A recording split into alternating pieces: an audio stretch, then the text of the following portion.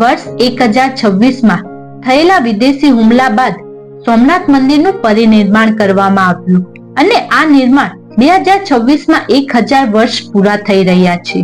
આ દેશ માટે ઐતિહાસિક અવસર છે અને આ તકે સોમનાથ સ્વાભિમાન પર્વનું આયોજન થઈ ચૂક્યું છે. હિન્દુ ધર્મમાં 12 જ્યોતિર્લિંગનો ઉલ્લેખ કરવામાં આવ્યો છે અને તેમાં પ્રથમ જ્યોતિર્લિંગ સોમનાથ મંદિર છે. ધર્મશાસ્ત્રમાં સોમનાથ મંદિર સાથે જોડાયેલી ઘણી કથાઓ અને માન્યતાનો ઉલ્લેખ કરવામાં આવ્યો છે.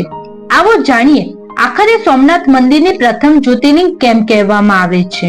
પૌરાણિક કથાઓ અનુસાર જ્યાં આજ સોમનાથનું મંદિર સ્થિર છે ત્યાં દક્ષ પ્રજાપતિના શ્રાપથી ક્ષીણ થઈ રહેલા સોમ એટલે કે ચંદ્રમાએ ભગવાન શિવની કઠોર તપસ્યા કરી હતી અને શિવે તપથી પ્રસન્ન થઈ ચંદ્રમાને પુનર્જીવિત કર્યા હતા. આ કારણ છે કે ત્યાં સ્થિર શિવલિંગને સોમનાથ કહેવામાં આવે છે. શાસ્ત્રમાં ઉલ્લેખ છે કે સોમનાથ જ્યોતિર્લિંગ કોઈ માનવ દ્વારા સ્થાપિત નથી, પરંતુ તે સ્વયં પ્રગટ થયું છે.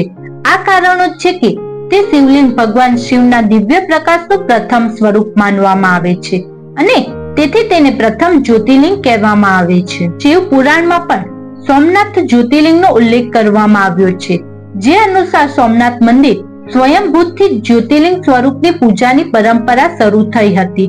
સોમનાથ જ્યોતિર્લિંગ બાદ જ અન્ય જ્યોતિર્લિંગનું સ્વરૂપ બન્યું છે.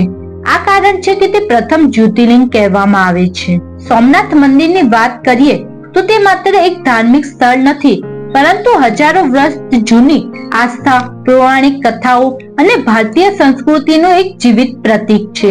12 જ્યોતિર્લિંગમાંથી સૌપ્રથમ જ્યોતિર્લિંગ સોમનાથ મંદિર છે અને તેથી ત્યાં ભક્તોની અટૂટ આસ્થા જોવા મળે છે. સ્કંદ પુરાણોમાં પણ સોમનાથ મંદિરનું વર્ણન કરવામાં આવ્યું છે, જે અનુસાર તે મંદિર ઉત્તરમાં 126 કિલોમીટર, પૂર્વમાં તુલસીશ્યામ સુધી 111 કિલોમીટર, પશ્ચિમમાં માધવપુર અને દક્ષિણમાં સમુદ્રના દક્ષિણી ધ્રુવ સુધી ફેલાયેલું છે.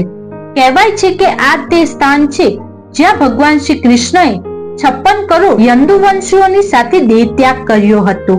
દક્ષિણી દિશાને યમની દિશા કે પિતૃલોકની દિશા કહેવામાં આવે છે અને તેથી આ મોક્ષ સ્થળ પણ કહેવામાં આવે છે. તો મિત્રો, આ હતા સોમનાથ મંદિરને શા માટે પ્રથમ જ્યોતિર્લિંગ કહેવામાં આવે છે તેની થોડી જાણકારી. વિડીયો ગમ્યો હોય તો લાઈક કરો, તમારા મિત્રો સાથે શેર કરો અને ચેનલને સબસ્ક્રાઇબ કરવાનું ભૂલશો નહીં.